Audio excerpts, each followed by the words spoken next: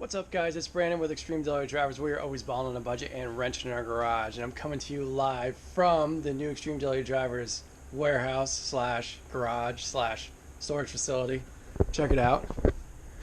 It's a 10 by 20. I actually have power in here. I do have a light, although the ballast went bad on it, and I only get one light that actually lights up.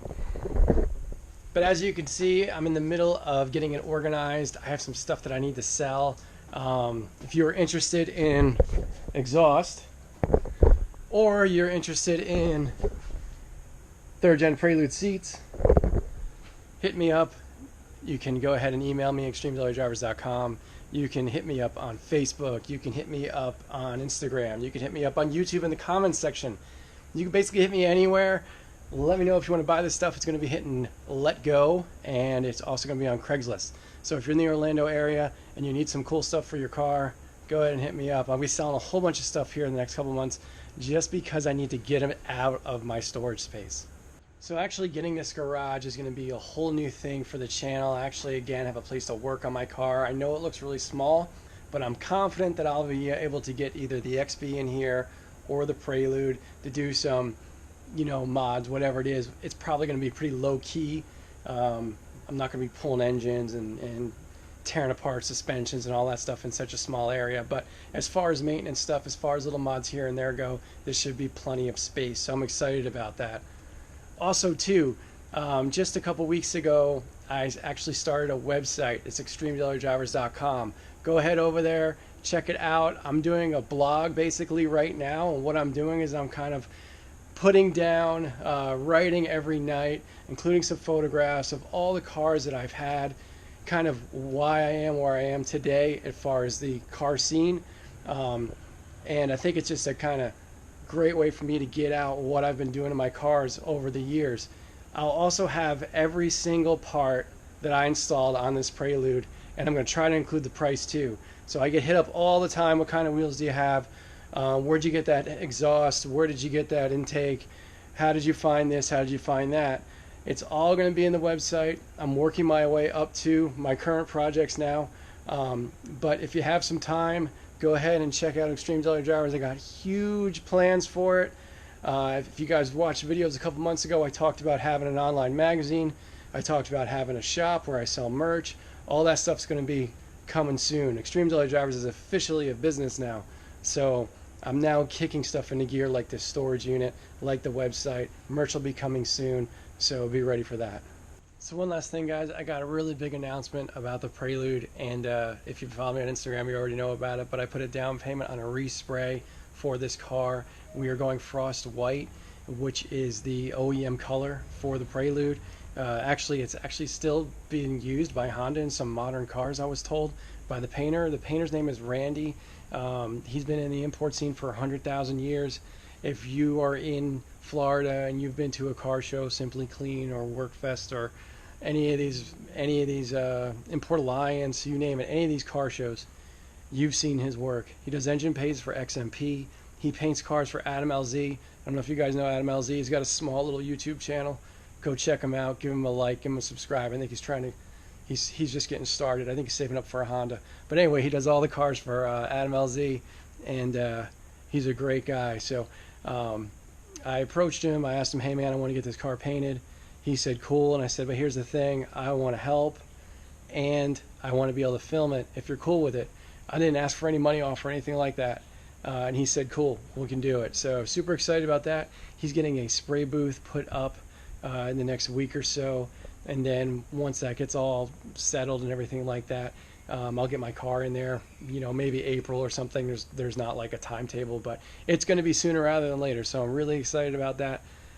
Engine's coming out the whole bit. The whole car's getting sprayed. So it's going to be super exciting. It's really going to take this car to the next level and actually be able to take it to car shows and not be embarrassed.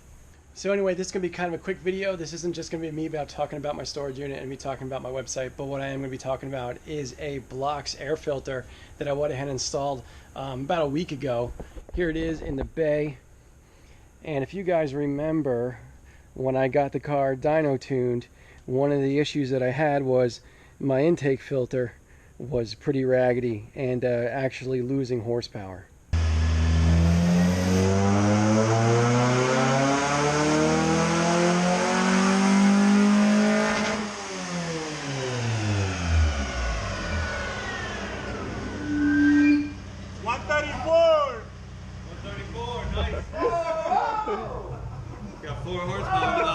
filter, bro. That's a mod. You're right. So are you. Decided to go with this Blox ram air filter. It's pretty cool. It's a huge filter element. I mean, it's gigantic, attached to a little ram air cone that fits right inside the intake tube. So basically that ram air cone is perfect for, let's say you're at the track or you're at the dyno and you're trying to get as much power out of your car as you can. But for everyday driving, you can go ahead and throw the filter on and not have to worry about sucking all sorts of crap into your car. So I got the filter on Amazon. Go down in the description. There'll be a link to the filter. This is the 3-inch version. Now this piping here that I got is 2.75 in diameter. So I have a 3-inch coupler that came with this filter and it doesn't fit 100%. So I have an actual 2.75 to 3-inch coupler slash reducer coming on the way from Amazon. And you can buy these air filters in all sorts of different sizes. The reason I got a 3-inch pipe is because in the very near future, I'm going to be getting rid of this current piping setup, and we are going to go with something very different. And that pipe will be 3 inches in diameter. So basically, once I get rid of the ABS system and all the crap down here, once that all goes away, I'll have room for a nice intake to come down and probably stop right here with the filter element being attached right here where my hand is. So far with the filter installed, there's not that much of a difference, maybe a tiny bit more of like throttle response, but it's not that much different than the filter I had on there, which was an eBay filter that came with the piping that I chopped up to make this intake. But the filter element itself is huge. It's definitely a higher quality. It is one of those dry filters, so you don't have to worry about oiling it and all sorts of stuff, and it'll last forever. So going forward, that's going to be the filter that's in the car. I really like it. It's enormous and kind of like stands out, and is kind of an attention grabber. So installation is really straightforward. When you open the box, you get yourself a filter element, you get the ram horn, and you get a bunch of generic kind of worm gears that all fit. Obviously the one that goes around the filter is the big one, and you get the 2 normal ones for going around the 3-inch coupler. But the fit and finish on the product's really nice. I'm really happy with it. Like I said, if you're interested in picking one up for your car, it's obviously a universal fit, but if you click on the description below, it'll take you right to the link in Amazon where you can purchase one for yourself. So anyway guys, I want to tell you real quick, I got 2 videos coming up that will actually be really interesting, one of which is going to be attacking the fuel issue on this car. This car has a leaky injector. I'm 100% positive that it's been causing a lot of problems that I've been having, especially with hard starts and gasoline spewing out of the exhaust pipe, and having basically a brown or black bumper after I drive this thing for an extended period of time. So we're going to address that with some new injectors. I also got a in-engine bay kind of fuel pressure gauge so we can figure out exactly how much pressure is coming to the fuel rail. And then lastly, I'm going to install an AEM fuel pressure regulator, and we're going to set it up at 42 psi, which is what this is supposed to be running at. So that's what's coming up. Probably that's going to be this week, the next video, and then right after that is when I'm doing the one that, if you guys follow me on Instagram, you're probably all interested in seeing. That's the one where I take the B18 cam and I install it in the B21 engine.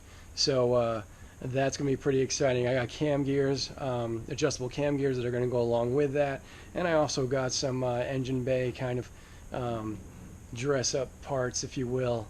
Should really make this engine pop a little bit. We're going to paint the valve cover too, and also cut a piece out of it so that those cam gears can really show themselves. But anyway guys, that's probably a week after next, so stay tuned. I have a place now. I still got to organize it. I got to get rid of these stupid seats that are in fantastic condition. I mean, there's a reason I kept them. I mean, check them out. They are absolutely flawless. They need to be cleaned. And then I have this transmission. This thing needs to go. This is from the XB. This is a blown transmission. And there's just a couple other odds and ends here and there that I need to get out of here so I can actually start doing work in here. But anyway guys, that's the video for today. Thank you so much for watching.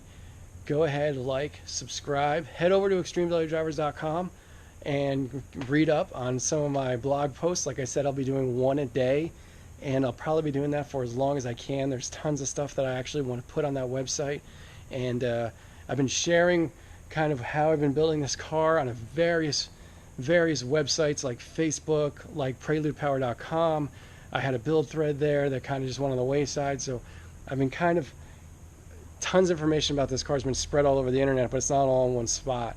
So everything about this car will be on there, including links to the parts. So all your questions are going to be answered right there on the website. And I'm also putting together, I'm pretty excited about this. I'm putting together a car show calendar. It's going to be a one-stop spot for car shows in the U.S. So if you know of a car show that is in your area, go ahead. You can email me. You can hit me up on Facebook. You can hit me up, DM me on Instagram, whatever. But let me know about it because I want to put it in the calendar. I'm trying to create a spot for anybody to come and see every single car show that's happening all spring, all summer, all fall. So hit me up. Let me know. That's going to be in the calendar section coming up soon. Anyway, guys, thanks so much for watching. I'll see you soon. Later.